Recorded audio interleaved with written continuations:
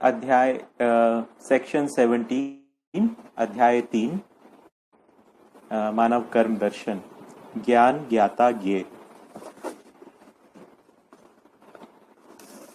दर्शन दृष्टा और दृश्य।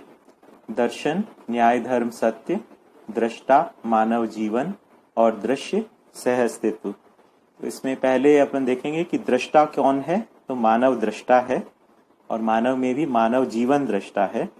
और दृश्य यानी देखने की वस्तु क्या है, तो वो कहेंगे सह अस्तित्व ही देखने की वस्तु है। तो दृश्य जो है, दृश्य का ही दर्शन होता है। तो दृष्टा द्वारा दृश्य का दर्शन होता है। दर्शन का मतलब समझ आना, यानी उसका स्वरूप स्पष्ट होना।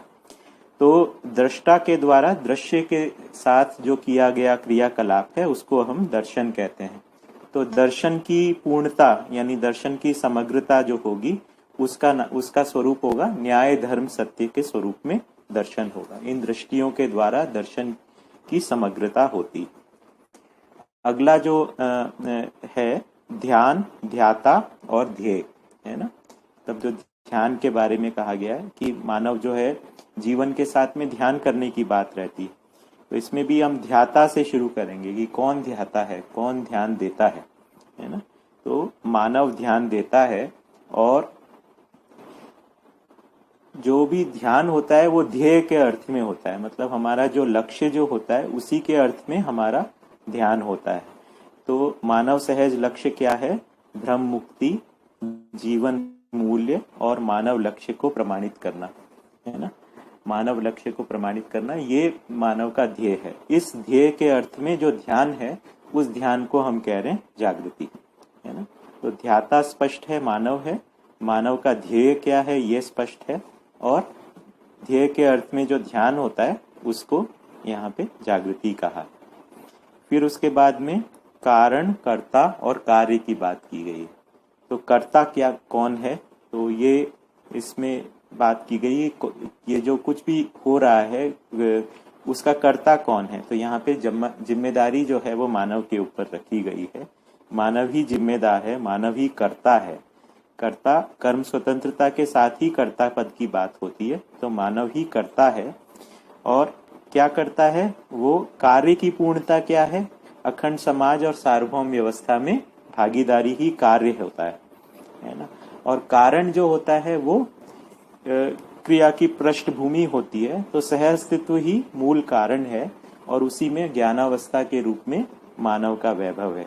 तो मानव के लिए जो कारण जो है वो स्थिति के रूप में, ज्ञानावस्था की स्थिति सह अस्तित्व में वो उसका कारण है ना। तो इस रूप में कारण, कर्ता और कार्य की पहचान है। फिर आगे चौथा पॉइंट है साध्य, साधक और साधन है ना। तो ये साधना से संबंधित है। मतलब हम कोई चीज को सिद्ध करना चाहते हैं तो इसमें साधक कौन है, तो इसकी पहचान हुई कि साधक मानव है ना। और मानव के लिए क्या साधन है? मानव के लिए शरीर एक साधन है और शरीर से बनी हुई वस्तुएं साधन है जिनको बहिरंग साधन कहते हैं। और जीवन शक्तियों को अंतरंग साधन कहते हैं, ठीक है। और साधक का साधन के प्रयोग से किस साध्य को पाना है ना। तो ये वाली बात होती है। तो साध्य जो है वो है कि दृष्टा पद और जागृति को पाना है। तो पहले इसमें हमने एक बार चर्चा की थी कि अनुभव के लिए ध्यान देना होता है और अनुभव के बाद ध्यान बना रहता है। तो साधना का उद्देश्य है कि दृष्टा पद को प्राप्त करना और फिर उसके बाद में जो ध्यान बना रहता है वो जागृति को प्रमाणित करना। उसमें मानव परंपरा में शरीर के साथ में जागृति को प्रमाणित करने की बात रहती है, ठीक है। तो इसके आगे अपन बढ़ते हैं। तो ज्ञान ज्ञाता ज्ञेय के मुद्दे पर अध्यात्मवादी, अधिदैवीवादी और अधिभौतिकवादी नजरिए से सुदूर विगत में ही सोचना मानव परंपरा में ख्यात रहा अथवा विदित रहा। इन तीनों विधाओं का एकत्रित नामकरण आदर्शवाद रहा। इन तीनों में समानता का बिंदु रहस्य ही है।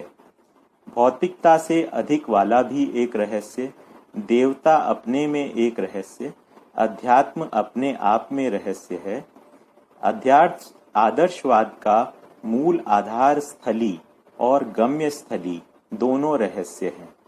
रहस्य के आधार और गम्य स्थली होने के आधार पर ही मतभेदों का होना आवश्यक रहा।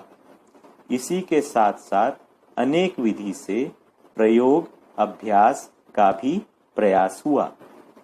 जितने भी प्रकार से इन तीनों विधाओं में प्रयास हुए, अभ्यास, साधन, योग, ध्यान से लेकर पूजा पाठ प्रार्थना तक, इन सभी कृत्यों के फलन में जो आश्वासन मिला वह मोक्ष और स्वर्ग। मोक्ष भी एक रहस्य, स्वर्ग भी एक रहस्य रहा। यही गम्य स्थली कहलाता रहा। तो देखिए इसमें हम आदर्शवाद जिसको बाबा जी यहाँ पे कह रहे हैं उसके तीन भाग वो करते हैं। अध्यात्मवाद, अधिदैवीवाद और अधिभौतिकवाद, है ना। इसके बारे में थोड़ा सा बैकग्राउंड जितना मुझे बाबा जी के वाङ्मय को पढ़ने से और उनके आनुषंगिक जो सब वरिष्ठ साथीगण हैं उनसे चर्चा और संवाद और अपने अध्ययन के क्रम में जितना मुझको अपने शोध के क्रम में जितना मुझे स्पष्ट हुआ है उसको आपके सामने रखने का प्रयास करता हूँ। इसमें कमी हो सकती है क्योंकि मैंने आदर्शवाद का पर मैंने स्वयं चलकर नहीं देखा है, तो इसलिए इसके बारे में जो पढ़ा है जो सुना है उतना ही मैं आपके बारे में बता पाऊंगा, आपको यहाँ बता पाऊंगा। तो बेसिकली आदर्शवाद को जो बाबा जी जिस प्रकार से बताते हैं ये तीन भाग में है, अध्यात्मवाद, अधिदैवीवाद और अधिभौतिकवाद। तो अध्यात्मवाद तो पूरी तरीके से ब्रह्मवाद है जिसमें निराकार ब्रह्म की बात की गई है। इसमें इस प्रकार के सूत्र हैं, एको ब्रह्म द्वितीयो नास्ति, एको हम बहुश्यामा, इस तरीके की बात है। तो सब कुछ ब्रह्म ही है, ये वहां पे प्रतिपादन है। तो वेदांत जो है उसी के अर्थ में है। फिर उसके बाद में है अधिदैवीवाद। तो अधिदैवीवाद जो है वो साकार ब्रह्म की अवधारणा है, मतलब जो ब्रह्म जो निराकार था वही ब्रह्म जो है वो साकार स्वरूप में हो गया। तो उसमें ऐसे तैत्तिरीय उपनिषद में इस प्रकार के अवधारणा दी गई है कि ब्रह्म से आकाश पैदा हुआ, आकाश से वायु, वायु से अग्नि, अग्नि से जल और इस जल से पृथ्वी, इस प्रकार से कुछ क्रम बताया है और उसी क्रम में जीव और जगत की उत्पत्ति और ये जो संसार जो है उसको देवी देवता चला रहे हैं, है ना। इस प्रकार की बात बेसिकली कही गई थी। तो मूल में भारत में वेद विचार इनके मूल में रहा, अध्यात्मवाद और अधिदैवीवाद में। तो अधिदैवीवाद के फिर आगे तीन मुख्य भाग, तीन ही भाग इसमें हो गए, शैव, शाक्त और वैष्णव, है ना। तो शिव, शक्ति और विष्णु के रूप में इनके तीन भाग हो गए और जिसमें से कुछ इनमें कॉमनैलिटी रही, जैसे शिव और शक्ति के जो हैं इनमें, और काफी इनके क्योंकि प्रतीक अलग अलग रहे तो इनके अंदर अलग अलग भिन्नताएं, अलग अलग इनके बेसिकली पूजा पाठ के तरीके और आराध्य का स्वरूप अलग रहा। तो शिव को भी ब्रह्म का ही स्वरूप बताया, शक्ति को भी ब्रह्म का ही स्वरूप बताया, विष्णु को भी ब्रह्म का ही स्वरूप बताया। और फिर उसके बाद में आगे 33 कोटि के देवी देवताओं की बात की, है ना। तो ये हो गया अध्यात्मवाद और अधिदैवीवाद, है ना। तो फिर आगे इसके आगे अधिदैवीवाद में आगे फिर अवतार आदि को भी जोड़ लिया गया, है ना। इस प्रकार की उसमें बात है, अनेक श्रेणी के देवी देवताओं की बात इसमें की गई है। तो तीसरा जो भाग है आदर्शवाद का है वो है अधिभौतिकवाद। अधिभौतिकवाद जो है वो वेद विचार से नहीं है, है ना। तो वेद विचार से अध्यात्मवाद और अधिदैवीवाद ही है। अधिभौतिकवाद जो है वो वेद विचार से नहीं है। तो इसमें बेसिकली अवधारणा ये है भौतिकता से अधिक कुछ है। तो मतलब ये भौतिकवाद नहीं है, मतलब ऐसा नहीं कहते कि जो कुछ है वो भौतिकता ही है जैसे कि विज्ञान मानता है, प्रचलित विज्ञान मानता है। यहाँ पर इस प्रकार की बात है कि भौतिकता से अधिक कुछ है, लेकिन क्या है ये रहस्य है ना। तो ये ईश्वरीय सत्ता के बारे में भी मतलब ये नहीं मानते, या फिर उसके बारे में कहते हैं कि है या नहीं है, ये नहीं कहा जा सकता, तो एग्नोस्टिक के रूप में कहते हैं। तो शायद बौद्ध और जैन जो संप्रदाय हैं, इनको हम इस अधिभौतिकवाद श्रेणी में रख सकते हैं।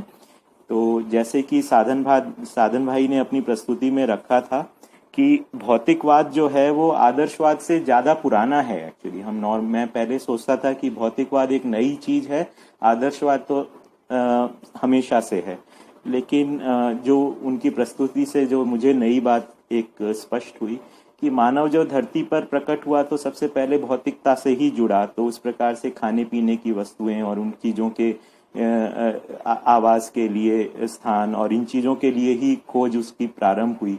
तो उसका जो विचार जिसमें लगा वो एक प्रकार से भौतिकवाद ही हुआ, वो भले ही वो उसका आरंभिक स्वरूप हो।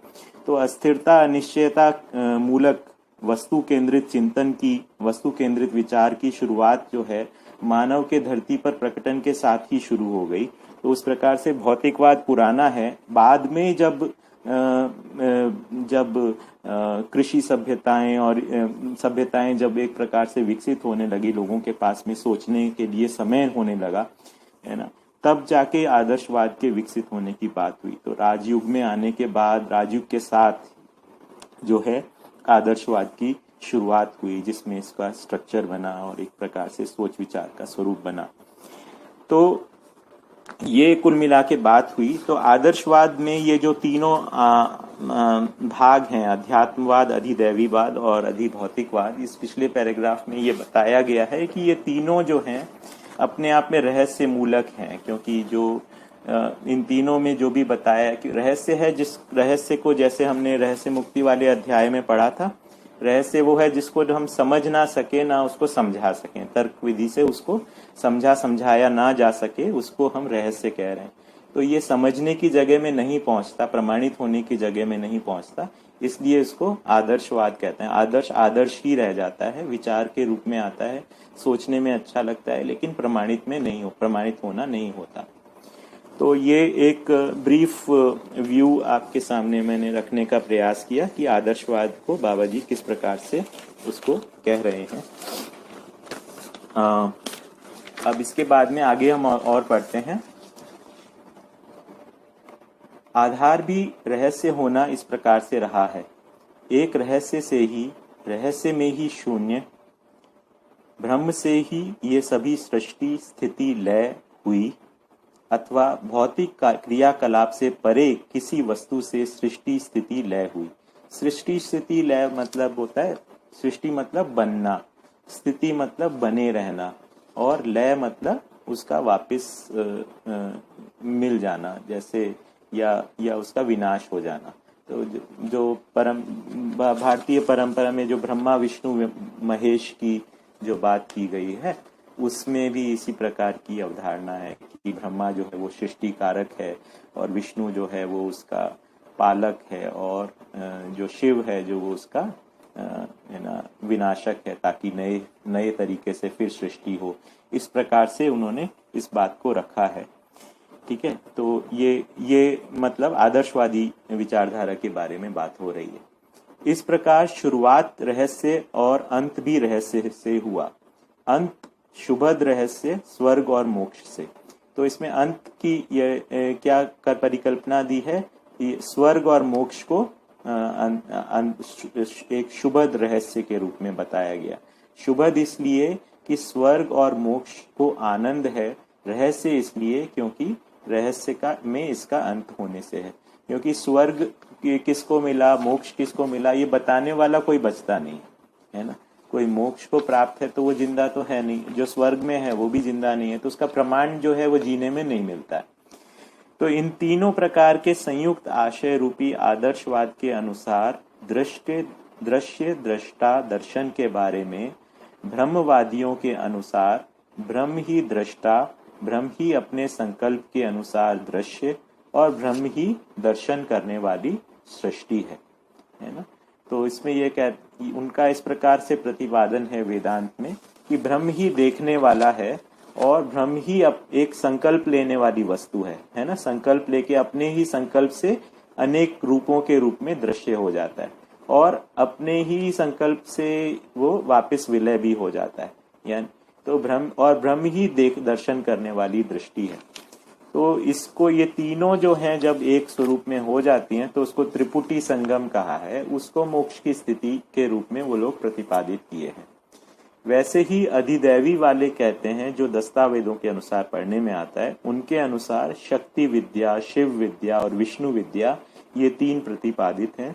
शक्ति में ही संपूर्ण दृश्य सृष्टि स्थिति लय है। वैसे ही तीनों ये देवाधीन हैं। देवाधीन मतलब देवताओं के कंट्रोल में है। सभी दृश्य इसीलिए हैं कि दृश्य रूप में देवताओं का संकल्प है ना। तो उसमें हर क्रियाकलाप के लिए बेसिकली किसी एक देवता को जिम्मेदार ठहरा दिया। जैसे इंद्र को बारिश के लिए जिम्मेदार ठहरा दिया, उस तरह से वायु के लिए एक वायु देवता को, उस तरीके से हर चीज के लिए एक देवी देवताओं का कर दिया। तो कर्म का जो फल है वो देवी देवताओं के अधीन है, इस तरीके की प्रतिपादन है। और देवी देवताओं को खुश करने से, उनकी पूजा करने से हमारा मानव जो है अब उसका कल्याण हो सकता है। इस प्रकार के बात की गई है। और साथ ही में स्वर्ग नरक आदि के बारे में, आश्रम और आदि के बारे में भी बताया गया है, जो कि अलग इसी से जुड़ी हुई चीजें हैं। तो शक्ति में ही संपूर्ण दृष्टि सृष्टि स्थिति लय है। ये वैसे ही तीनों में ये देवाधीन है। सभी दृश्य इसीलिए हैं कि दृश्य स्वरूप में देवताओं का संकल्प है। देवता ही दृष्टा है, दर्शन करने वाला भी देवता है। इसी प्रकार अधिभौतिकवाद के अनुसार भी भौतिकता से अधिक ताकतवर कोई रहस्यमयी दृष्टा दृश्य दर्शन होने की बात कही गई है। इसी क्रम में ज्ञान, ज्ञाता और ज्ञेय के बारे में भी बात की बताई गई है। ज्ञान क्या है और ज्ञाता कौन है, और ज्ञेय यानी ज्ञान, जानने की वस्तु है ना, इसके बारे में भी कुछ बात कही गई है। तो ब्रह्म अथवा देवता स्वयं ज्ञान स्वरूप है या ज्ञाता और ज्ञेय के स्वरूप में है। ब्रह्म ही ध्यान, ध्याता और ध्येय ये सब है ना। इस प्रकार से अधिदैवीवाद और अध्यात्मवाद में बात की गई है। कार्य कारण कर्ता के रूप में भी ईश्वर अथवा देवता को मानने के लिए तैयार हैं। ये पहले की आवाज इस रूप में ही रही है। ठीक है, तो ये एक बाबा जी का एक प्रकार से आदर्शवाद की समीक्षा है ना। अब इसके बाद आता है भौतिकवाद। भौतिकवादी विचार के अनुसार रचना भेद से चेतना भेद निष्पन्न होता है ना। इनका प्रमाण कहीं देखने को नहीं मिलता है ना। मतलब उसमें यह है कि जैसे कोई भी कॉन्शियसनेस है या चेतना का जो प्रकाशन है वो किस लिए हो रहा है। किसी रचना इतने अपने आप में, इतनी फिजिकल फॉर्म जो है वो अपने आप में इतना कॉम्प्लेक्स हो गया कि वो एक कॉन्शियसनेस को एक्सप्रेस करने लग गया है ना। तो कॉन्शियसनेस जो अपने आप में, या अब उसमें उसका जो स्रोत है वो कहाँ पर खोजने जाएंगे। तो इस प्रकार से वो कहते हैं कि ब्रेन उसका स्रोत है। तो चेतना का जो स्रोत है वो ब्रेन कहते हैं। तो उनका हिसाब से मैटर जो है या भौतिक वस्तु है वही अपने आप में इतनी कॉम्प्लेक्स हो जाती है कि वो चेतना को एक्सप्रेस करने लगती है। तो अभी आपने ये भी सुना होगा कि भौतिकवादी विचारधारा वाले अब ये भी कहने लगे कि कंप्यूटर भी इतना कॉम्प्लेक्स होता जा रहा है तो कंप्यूटर में भी चेतना आ जाएगी, है ना। इस प्रकार से फिर वो साइंस फिक्शन की चीजें बनाते हैं। और आपने सुना होगा कि चेस में गैरी कास्परोव का जो IBM के कंप्यूटर के साथ में, सुपर कंप्यूटर के साथ में चेस का गेम हुआ, उसमें कंप्यूटर जीत गया। तो ऐसा कहते हैं कि उसमें एक आर्टिफिशियल इंटेलिजेंस डेवलप हो रही है ना। उस प्रकार की एक चेतना उसके अंदर डेवलप हो रही है। वैसे वो भौतिकवादी विचार के अनुसार जो है रचना के अनुसार चेतना की उत्पत्ति होती है। इस प्रकार की उनकी विचारधारा है। अभी इस प्रकार से कह रहे हैं कि इंटरनेट अपने आप में इतना कॉम्प्लेक्स होता जा रहा है और वो मटेरियल से बना है। तो इंटरनेट में अपनी कॉन्शियसनेस है और इंटरनेट में अपनी चेतना है। इस प्रकार की बात वो कर रहे हैं, पर उसका कुछ प्रमाण मिलता नहीं है ना। तो भौतिक वस्तु ही चेतना का स्रोत यहाँ माना गया। इस क्रम में पत्थर मिट्टी को परीक्षण करने से कुछ दिखता नहीं। सहअस्तित्ववादी नजरिए से, अब सहअस्तित्ववादी नजरिए में इस दर्शन में आपको बेसिकली हम सबको क्या समझाया गया कि वास्तव में चीजें क्या हैं। जैसे हम इस किताब इस चैप्टर की भी जो शुरुआत किए थे कि ज्ञान क्या है, ज्ञाता क्या है, ज्ञेय क्या है, दर्शन क्या है, दृश्य क्या है ना, दृष्टा कौन है। तो इन चीजों से हम बेसिकली हमें वास्तविकताओं की परिभाषा मिल रही है, या फिर जो भी शब्द मिल रहे हैं उसके मूल में क्या वस्तु है उसको जोड़ा जा रहा है। तो दर्शन में यही हो रहा है ना। दर्शन से हमको हर चीज की परिभाषा मिल रही है। ठीक है, तो यहाँ पे तो सहअस्तित्ववादी नजरिए से मानव जीवन और शरीर के संयुक्त रूप में होने का अध्ययन संपन्न करते हुए जीवन चैतन्य पद प्रतिष्ठा होने का स्थिति समझ में आता है। चैतन्य प्रकृति रूपी जीवन जागृति क्रम से जागृति पूर्वक मानव परंपरा में जागृति को प्रमाणित करना होता है ना। ये लाइन अपने में स्पष्ट है कि चैतन्य प्रकृति यानी जीवन, ये जागृति क्रम से जागृति पूर्वक है ना। जागृति क्रम कहाँ से शुरू हुआ है? जब मानव जो है जागृति की ओर प्रयास शुरू करता है वहां से। और जागृति की पूर्णता क्या है? दिव्य मानव पद में, है ना। जागृति की शुरुआत कब से है? मानव पद से। तो मानव परंपरा में जागृति को प्रमाणित करना होता है ना। तो जीव और शरीर और जीवन का संयोग जीव परंपरा में भी होता है, लेकिन जागृति का प्रमाण जो है वो मानव परंपरा में ही मिलता है। मानव परंपरा में शरीर और जीवन का सानिध्य आवश्यक है। सानिध्य मतलब पास पास होना या साथ में होना।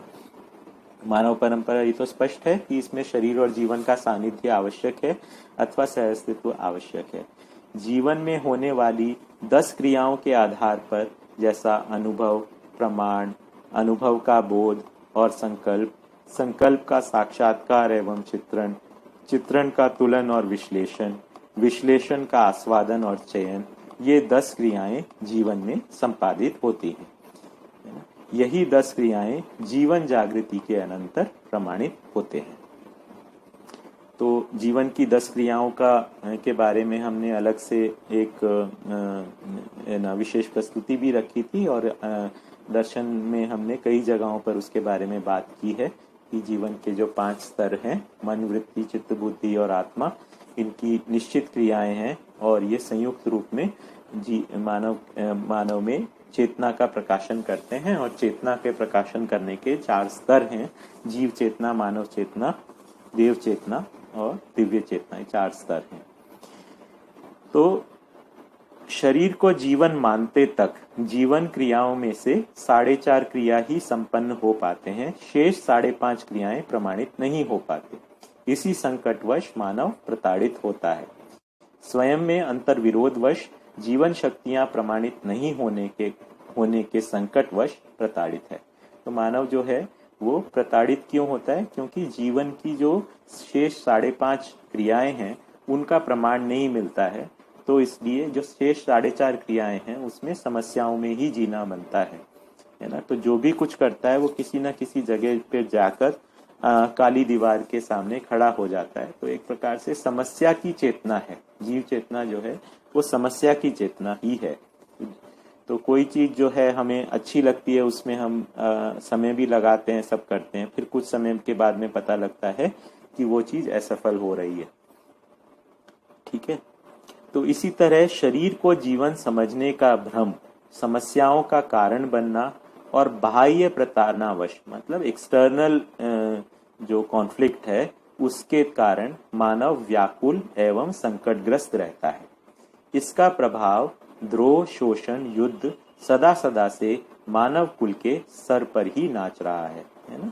तो इसलिए ये जिसको बाबा जी चक्रव्यूह कहते हैं, है ना, कि चक्रव्यूह होता है जैसे पानी में भंवर होता है वैसा, है ना। द्रोह, विद्रोह, शोषण, युद्ध, साम, दाम, दंड, भेद, इस प्रकार के वो भाषा का प्रयोग करते हैं कि ये इन चीजों में मानव फंसा रहता है ना। छल, कपट, दंभ, पाखंड, द्रोह विद्रोह शोषण युद्ध और साम दाम दंड भेद, इन 3 व्यूहों की बात करते हैं बाबा जी कि इनमें आदमी फंस ही जाता है या फंसा रहता है, अथवा मानव इसे अपरिहार्य मान चुका है। और इतना स्थिति ऐसी हो गई है कि अब हम ऐसा मान चुके हैं प्रचलित रूप में कि ऐसा ही होता है, मतलब इसके अलावा और कोई रास्ता नहीं है, मानव ऐसे ही काम करता है, इसको अपरिहार्य, इसका कोई परिहार नहीं है, मतलब इससे कोई रेमेडी नहीं है ना।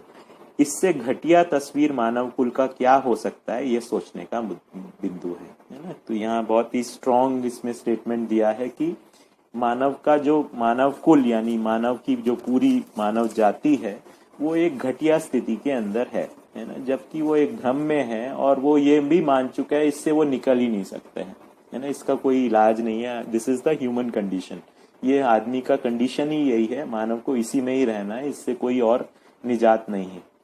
और मानव इसे ही शान मानता रहा है ना, इसी क्योंकि इसके लिए थ्योरीज बन रही हैं, इसके लिए पूरे कार्यक्रम बन रहे हैं, इसके लिए सारे मार्गदर्शक हैं, इसमें से कैसे जीता जाए, इस रैट रेस के अंदर आगे कैसे निकला जाए, इसके लिए लोग लगे हुए हैं, है ना।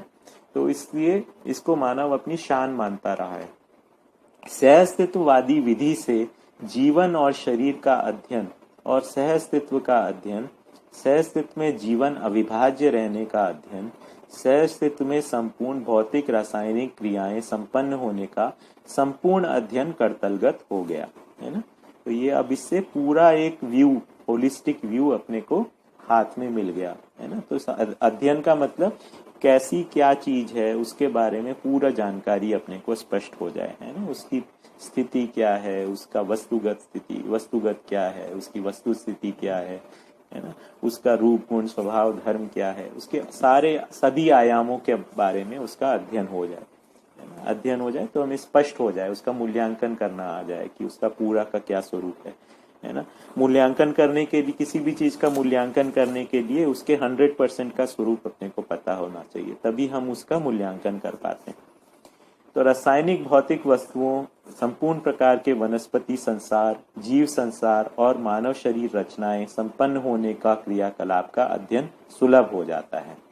मानव शरीर में मेधस तंत्र सर्वोच्च समृद्ध रचना होने के आधार पर जीवन की कर्म स्वतंत्रता, कल्पनाशीलता प्रकाशित होते हुए सोच विचार कार्यकलाप फल परिणाम के आधार पर और सोच विचार होते हुए अब कल्पनाशीलता कर्म स्वतंत्रता की तृप्ति बिंदु की ओर शोध अनुसंधान करने के लिए प्रस्तुत हुए।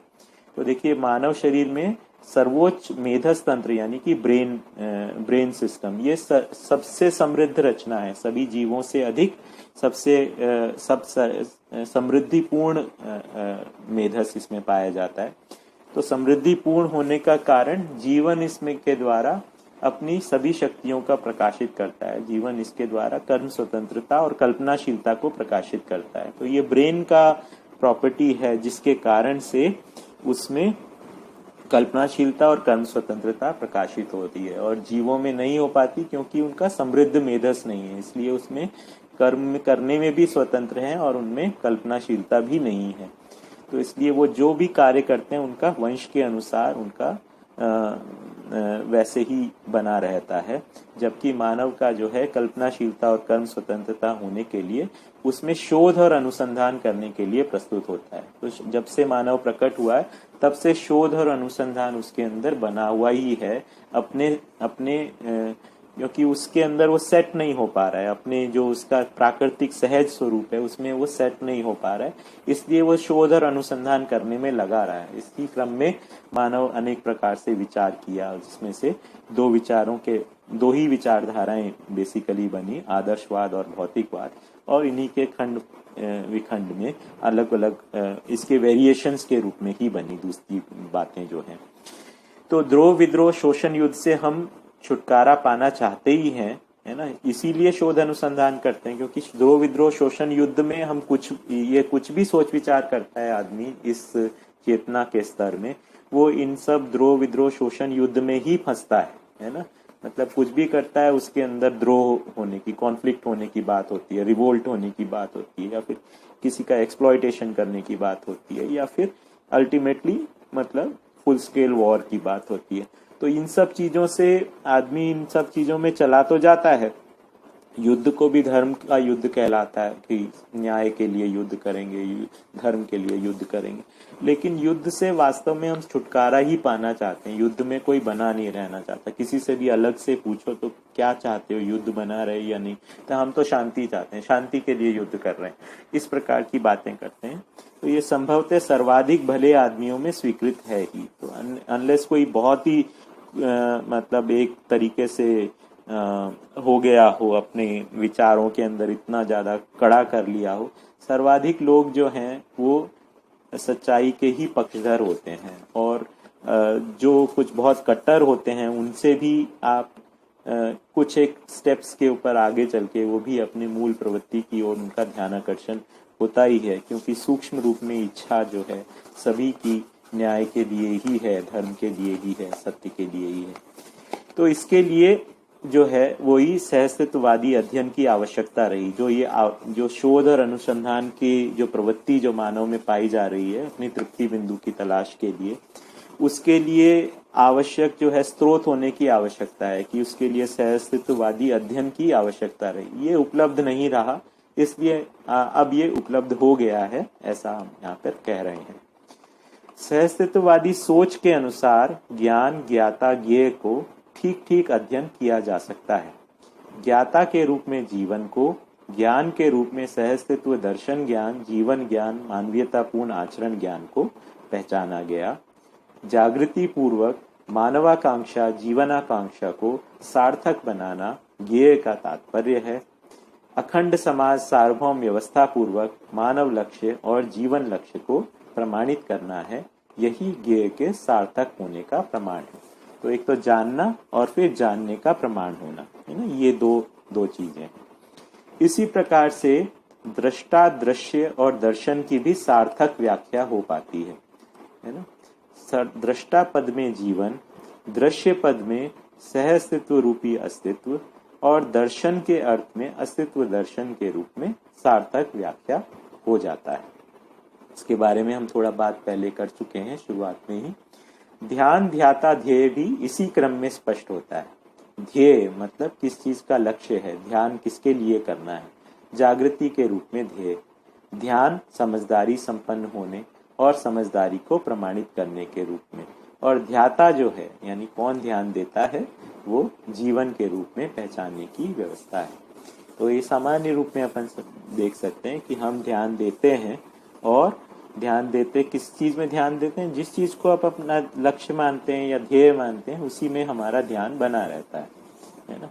तो यहाँ पर भी बेसिकली ये है कि हम अपने मानव सहज लक्ष्य की ओर, लक्ष्य को अगर हम अपना ध्येय बनाते हैं तो उसके अर्थ में हमारा ध्यान बनता है, और उसके लिए फिर हमारा अध्ययन में ध्यान लगता है ना। तो यही बेसिकली इसमें क्रक्स पॉइंट है कि अध्ययन में मन लगने की बात होती है। मन कब लगता है, जब हमको इसका जो लक्ष्य जो है वो स्पष्ट होता है कि हाँ ये इस डायरेक्शन में जा रहा है, और ये डायरेक्शन मुझको स्वीकार है या नहीं, है ना। यही बेसिकली क्रक्स पॉइंट है ना। तो हम मानव का लक्ष्य क्या है, ये हम, और मेरा लक्ष्य क्या है, सर्व मानव का लक्ष्य क्या है, इस अर्थ ये अपने को स्वीकार होता है तो अपन हाथ पांव उसके लिए मारते ही हैं, उसके लिए भाषा की कठिनता को दूर करते हैं, उसके लिए साधनों का भी जुगाड़ करते हैं, जो कुछ भी करना होता है वो सब कर लेते हैं। तो ध्येय को स्पष्ट करना इसलिए सबसे महत्वपूर्ण मुद्दा है अध्ययन के लिए। कर्ता कार्य कारण भी स्पष्ट है। कर्ता पद में जीवन, कार्य पद में मानव, देव मानव, दिव्य मानव पद प्रतिष्ठा, है ना। कार्य क्या करेगा, मानव स्वरूप में जिएगा, देव मानव स्वरूप में जिएगा, दिव्य मानव स्वरूप में जिएगा, और कारण के रूप में सहअस्तित्व रूपी अस्तित्व नित्य प्रतिष्ठा के रूप में पहचानने की व्यवस्था है, प्रतिष्ठा है।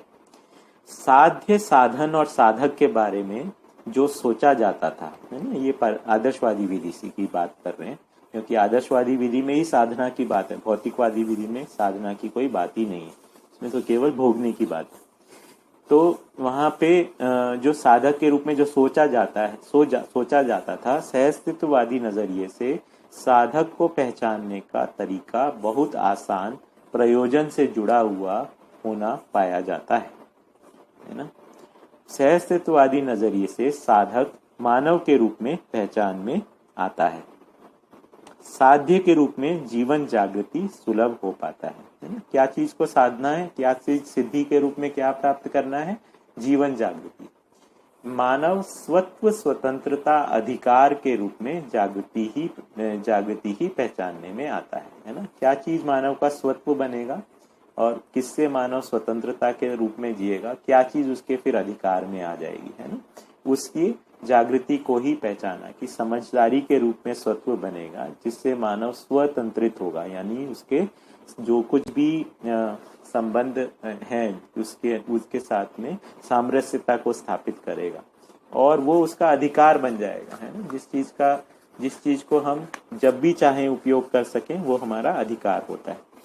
ठीक है, तो इस प्रकार से ऐसे स्वतंत्रता अधिकार समझदारी के रूप में, और ऐसी समझदारी ज्ञान विवेक विज्ञान में पुनः स्वत्व स्वतंत्रता अधिकार वैभवित होना पाया जाता है। तो एक तरीके से इस प्रकार से बात कर रहे हैं कि जीवन में जो ज्ञान विवेक और विज्ञान जो स्थापित होता है, वही ज्ञान विवेक विज्ञान जो है वो परंपरा के रूप में प्रमाणित होता है, वैभवित होता है।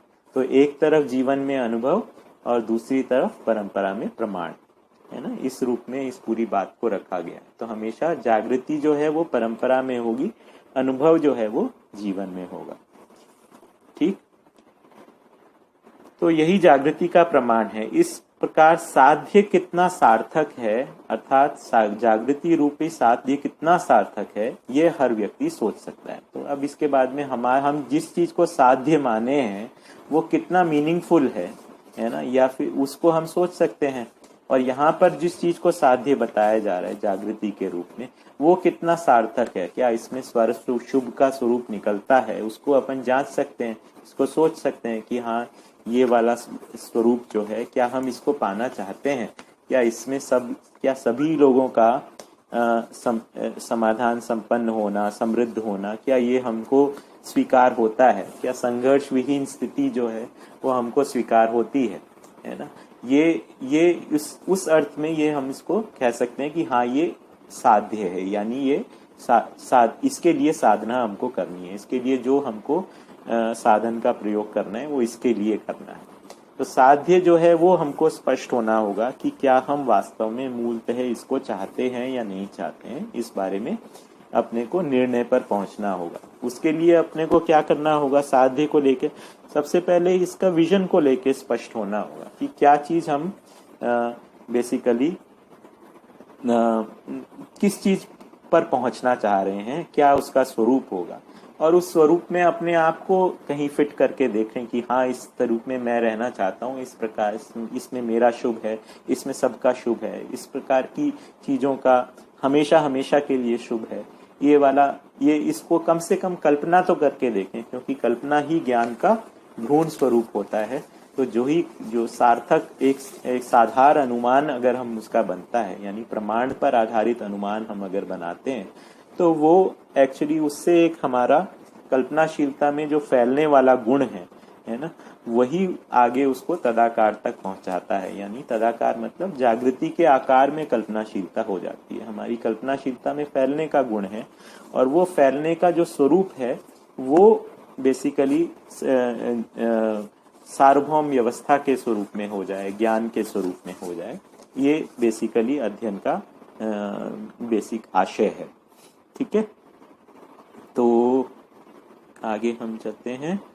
साधन के रूप में शोध अनुसंधान के लिए कल्पनाशीलता, कर्म स्वतंत्रता, परंपरा रूप में प्रमाण, यही साधन है।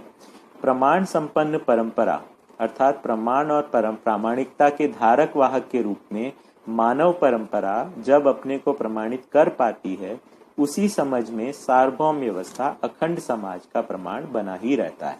ठीक है, तो मानव परंपरा जब अपने को इस प्रकार में करती है तो ये उसका स्वरूप क्या होता है? अखंड समाज और सार्वभौम व्यवस्था का प्रमाण। उसमें क्या है? सहज रूप से हर बालक जो जन्म लेता है उसका अध्ययन अभ्यास पूर्वक जागृत होना और प्रमाणित होना, ये एक उसकी आवर्तनशीलता, संस्कार अनुषंगीयता जो है वो बन जाती है। अनुषंगीयता आप देखेंगे सभी जगह पर एक उसकी चक्रीयता का स्वरूप है, किस प्रकार से उसकी आवर्तनशीलता बनी रहती है। तो जैसे प्राणावस्था में बीज अनुषंगीयता है ना, तो उसका एक प्रकार से साइक्लिसिटी बन रही है। और फिर जीवावस्था में वंश अनुषंगीयता है, मतलब वो किस चीज को फॉलो कर रहा है, किसके अनुषंगिक वो चल रहा है ना। उसके बाद में और पदार्थावस्था में परिणाम अनुषंगीयता है। अब मानव की साइक्लिसिटी का क्या स्वरूप होगा? तो मानव में संस्कार अनुषंगीयता की बात है। तो अभी क्या है, परंपरा में संस्कार बना नहीं है, तो अभी शोध और अनुसंधान ही करता जा रहा है आदमी। अनुसंधान करने का साहस तो सभी लोग नहीं करते हैं। ज्यादातर लोग जो परंपरा में अभी जो कुछ भी आधा अधूरा चल रहा है, ज्यादातर उसी को ही अपनाते, उसी में घिसटते हुए चलते रहते हैं, या फिर कुछ उसमें परेशान भी होते हैं, और कुछ फिर उसके साथ में कुछ दिखावा भुलावा करके किसी प्रकार से समय काट रहे हैं, या फिर किसी प्रकार से मैनेज कर रहे हैं। इस स्थिति में मानव जाति है, या ऐसे सोच रखे हैं कि इसके अलावा कुछ हो भी नहीं सकता, है ना। तो ऐसी जगह पर आदमी अभी खड़ा हुआ है, जिसके बारे में बाबा जी ने कहा एक बहुत ही घटिया स्थिति जो है मानव एक उस जगह में पहुंच गया है। एक बार बाबा जी इसके लिए भी ये भी बोले थे कि मानव जाति मेरी नजर में चलती विरिया है ना, यानी कि दे आर लाइक ज़ॉम्बीज, मतलब मरे हुए लोग जैसे चल रहे हों वैसे उनको दिखते हैं। कुछ सोच नहीं पा रहे हैं, कुछ कर नहीं पा रहे हैं, बिल्कुल एक है ना ऑटोमेट ज़ॉम्बीज की तरह, यानी कि बिल्कुल सोए हुए लोग जैसे चलते हैं, जिनको अपना कुछ होश नहीं है, ऐसे उनको वो चलते हुए नजर आते हैं, है ना। तो हम जो हैं अपने आप को, अगर हमको कोई झिंझोड़ के पूछे कि क्या हम जिंदा लाश हैं, या क्या हम केवल बेसिकली खाना पीना और बेसिक अपना आवास को पूरा करने और अपना समय पूरा करके निकल जाएं, इतना he is that all about my being, तो ये हमको अंतर्मन में कहीं स्वीकार होता नहीं है। तो कहीं जाके वो हमको कहता ही है कि इससे ज्यादा कुछ चाहिए, इससे मतलब मैं इतना नहीं हूँ। तो उसी चीज का एड्रेस हो पाना, उस चीज का एक स्टडीएबल प्रपोजल होना कि हम इसको चीज को पूरा समझ सकें, पूरा इसको उसके बॉटम तक जा सकें, है ना। यानी उसका कोई रहस्य की जगह ना बचे, कोई चीज ऐसी ना बचे जो हमको स्पष्ट ना हो, ऐसी जगह पर पहुंच जाए। ऐसा दर्शन हमारे पास में ये मध्यस्थ दर्शन के रूप में उपलब्ध हुआ है, जिसका हम लोग यहाँ पर मिलकर अध्ययन कर रहे हैं। तो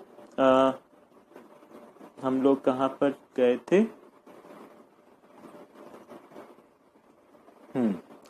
तो सार्वभौम व्यवस्था में प्रमाणित होने में भागीदारी करना ही प्रमाण सर्वसुलभ रहता है। सार्वभौम व्यवस्था के अंगभूत में ही मानवीय शिक्षा संस्कार वैभवित होना पाया जाता है। मानव परंपरा में सार्वभौमता का वैभव ज्ञान शिक्षा संस्कार पूर्वक ही सार्थक होना पाया जाता है। यही मानव प्रमाण परंपरा का तात्पर्य है। ऐसे भी सामान्य सर्वेक्षण से पता लगता है सार्वभौम अर्थात सर्व मानव में स्वीकृति। सार्वभौम शब्द एक्चुअली बने सभी भूमियों में, है ना, यानी सब जगह सर्व मानव में स्वीकृत होने वाला। सहस्तित्ववादी विधि से जितने भी विधा में अभ्यास अध्ययन कार्य व्यवहार व्यवस्था में प्रमाण की कतार बना है, उसे हृदयंगम करना, अपने में जांच पाना, सार्थकता निरर्थकता को निश्चय कर पाना हर नर नारी के लिए अति सुगम होना पाया गया। मानव का साध्य वस्तु जागृति है, जिसका स्वत्व स्वतंत्रता एवं अधिकार का स्वरूप ज्ञान विवेक विज्ञान, जिसका प्रमाण कार्य व्यवहार पूर्वक अखंड समाज सार्वभौम व्यवस्था का स्वरूप है, जो एक से दूसरी कड़ी के रूप में जुड़ा हुआ है ना। तो वही हम जो बात कर रहे थे कि स्वयं में ज्ञान विवेक विज्ञान और प्रमाण के रूप में जो है कार्य व्यवहार पूर्वक अखंड समाज सार्वभौम व्यवस्था। तो फिजिकल फॉर्म के अंदर क्या रहेगा, मतलब उसका मैनिफेस्टेड स्वरूप होगा अखंड समाज सार्वभौम व्यवस्था, और स्वयं में क्या रहेगा, अनुभव, है ना, स्वत्व के रूप में समझदारी। इसमें किसी भी कड़ी को अपन विभाजित नहीं कर सकते हैं ना। सीधे अनुभव हो बिना वो किसी विज्ञान, विवेक और विज्ञान के हो जाए, बिना कुछ करे हो जाए, ऐसा नहीं हो सकता। तो इसको जो है अनुभव ही बोध में आएगा, बोध के साथ में उसका चित्रण होगा, उसका विचार और वो शरीर के साथ में जुड़ के, उसका कार्य व्यवहार के साथ में जुड़ के, इस प्रकार से परंपरा के रूप में वो जुड़ेगा। इसमें आप किसी चीज को काट नहीं सकते, इसमें कोई हड़बड़ी नहीं की जा सकती। ऐसा नहीं है अनुभव हो गया और सीधे उसके साथ में अखंड समाज सार्वभौम व्यवस्था हो गई, ऐसा नहीं होता है। तो अनुभव के साथ में क्रमशः ही प्रमाण की शुरुआत होती है। तो परंपरा के रूप में जो साध्य वस्तु है, मानवाकांक्षा, जीवन आकांक्षा, उसे सहस्तित्ववादी ज्ञान, विवेक, विज्ञान के बिना प्रमाणित करना संभव नहीं हो सकता। तो मानव के रूप में जो साध्य, जो पाना चाहता है, उसको जब तक उसमें वो ज्ञान, विवेक और विज्ञान उसको प्राप्त नहीं होता, तब तक वो उसको प्रमाणित कर नहीं सकता। सहस्तित्ववादी विधि से ही प्रमाणित हो सकता है। सहस्तित्व कोई रहस्य या संघर्ष नहीं है, सहज रूप में सर्व मानव को समझ में आने वाला और सर्व मानव से आश्रित वस्तु है ना। इसको मतलब सभी आदमियों को ये समझ में आ सकता है, सभी मानवों को समझ में आ सकता है, और ये सभी की आशा भी है। मतलब ऐसा नहीं है किसी की आशा नहीं हो। तो इस तरीके से ये ऑप्टिमल चीज है ना, क्योंकि हर मानव किसी की परस्परता में ही जीना और सुख पाना चाहता है। इस विधि से सहअस्तित्व की महिमा समझ में आता है। साथ में जीने के क्रम में सर्वप्रथम मानव ही सामने दिखाई पड़ता है। ऐसे मानव किसी न किसी संबंध में ही स्वीकृत रहता है। यानी कोई भी आदमी होगा, उसके साथ में किसी न किसी संबंध में ही वो हम उसको प्लेस कर पाएंगे, है ना। तो ये हमको समझ में आना चाहिए कि हम किसी भी व्यक्ति की पहचान करते हैं तो वो कैसे करते हैं। तो अभी भी आज के समय में भी आप देखेंगे कि किसी भी संस्कृति में जाइए, उसमें जाइए, लोग है ना, जब भी किसी आदमी को मिलते हैं तो पहले उसका प्लेसमेंट करना की कोशिश करते हैं कि आदमी को हम कहाँ अपनी हायरार्की में, कहाँ अपने उसमें प्लेसमेंट करें उसका। तो कुछ लोग है ना आदमी की जाति देखते हैं, वो कहते हैं कि कौन कास्ट से हो, क्या हो, इस प्रकार से उसका प्लेसमेंट करते हैं, उसके आधार पे उससे अपना संबंध को पहचानते हैं। दूसरा, कई लोग इस प्रकार से देखते हैं, उसके सोशल या इकोनॉमिक स्टेटस को देखते हैं, उसके पास कितना पैसा होगा, इस प्रकार से उसको एक प्रकार से आंकते हैं, है ना। उस प्रकार से उसका प्लेसमेंट करके उसके साथ व्यवहार को, उसके साथ संबंध को पहचानने का प्रयास करते हैं। यहाँ पर जो एक नई बात कही जा रही है कि व्यवस्था के अर्थ में संबंध की पहचान होने की आवश्यकता है ना। और व्यवस्था के अर्थ में, यानी सार्वभौम व्यवस्था के अर्थ में जो अस्तित्व सहज व्यवस्था है, वो बैकग्राउंड है। उस बैकग्राउंड के अंदर आप पहचानना एक आदमी की आवश्यकता है। यानी पहचानना और निर्वाह करना, यानी संबंधों का निर्वाह करने के लिए आपको हर व्यक्ति को पहचानना ही होगा, परिवारजनों को पहचानना होगा, आगंतुकों का पहचानना होगा, समाज में जहां भी मिलते हैं हमको आदमी को प्लेस तो करना ही हो। अब ये प्लेस करने का जो विधि क्या हो, उसके लिए यहाँ पे प्रस्ताव है कि आपको, उसके लिए आपको दर्शन चाहिए, है ना। उस दर्शन के व्यू के अंदर आप किसी संबंध का प्लेसमेंट, किसी व्यक्ति का प्लेसमेंट करते हैं, उसके आधार पे उस संबंध की पहचान होती है। और फिर वो संबंधों को ये बताया कि ये प्रकार से 7 ही रूप में आप हर आदमी के रूप में हर आदमी का प्लेसमेंट कर सकते हैं। तो एक प्रकार से देखें कि भाई, माता पिता, है ना, पुत्र पुत्री, शिष्य, साथी, सहयोगी, एक प्रकार से जैसे पुराने समय में कास्ट थी ना, एक प्रकार से ये सब कास्ट ही हैं। इस रूप में आप उनको प्लेस कर सकते हो कि हर आदमी, ये आदमी या तो मेरा भाई है, या मित्र है, या फिर पिता के समान है, या फिर माता के समान है। इस प्रकार से ये जब हम किसी संबंध की व्यवस्था के अर्थ में प्लेसमेंट होती है, तभी उसके साथ में हमारा कम से कम मानना पूरा होता है। तभी उसके साथ जब मानना पूरा होता है, आधी कहानी उसके साथ में पूरी हो जाती है, उसके साथ में संबोधन ठीक जुड़ जाता है, उसके साथ में फिर निर्वाह आगे जुड़ता है ना। तो यहाँ पे ये बेसिक प्लेसमेंट की बात है कि संबंध को व्यवस्था के अर्थ में पहचान, और फिर उस संबंध की, इन 7 संबंधों में से एक की आइडेंटिफिकेशन, और उसके अर्थ में अपने कर्तव्य और दायित्व की का निर्वाह, है ना। ये बेसिकली कॉन्टेक्स्ट है। ठीक है, तो इसमें आगे देखते हैं। सर्वप्रथम मानव माँ के रूप में और तुरंत बाद पिता के रूप में, इसके अनंतर भाई बहन, मित्र, गुरु, आचार्य, बुजुर्ग, उन्हीं के सदृश यानी उनके जैसे और अड़ोस पड़ोस में समान संबंध परंपरा में है ही। जीने के क्रम में संबंध के अलावा दूसरा कोई चीज स्पष्ट नहीं हो पाता है। यानी आपको जब जीना है तो आपको हर एक के साथ में अपना क्या रिलेशन है ये अपने को स्पष्ट होना पड़ेगा। जहां रिलेशन नहीं स्पष्ट होता है, जहां संबंध स्पष्ट नहीं होता है, उसी जगह पर हम अपराध करने चले जाते हैं, है ना। तो संबंधों के आधार पर ही परस्परता, प्रयोजनों के अर्थ में पहचान और निर्वाह होना पाया जाता है। इस विधि से पहचानने के बिना निर्वाह, निर्वाह के बिना पहचानना संभव ही नहीं है ना। इसमें यह पता चल लगता है कि प्रयोजन हमारी वांछित उपलब्धि है, मतलब ये डिजायर्ड अकम्प्लिशमेंट है। प्रयोजन के रूप में हम जीना ही चाहते हैं। प्रयोजनों के लिए संबंध और निर्वाह करना एक अवश्यम भावी स्थिति है, यानी ये नेसेसरीली आगे होगा ही, और इसी को हम दायित्व और कर्तव्य नाम दिया। संबंधों के साथ दायित्व और कर्तव्य अपने आप से स्वयं स्फूर्त होना सहज है। देखिए यहाँ पे जिस तरीके से एक पेड़ जो है वो उसकी पानी की आवश्यकता है, उसी प्रकार से ये जो संबंध जो हैं हमारे, ये रियल चीज हैं, ये प्राकृतिक हैं, इनकी एक निश्चित आवश्यकताएं हैं, इनकी एक निश्चित अपेक्षाएं हैं।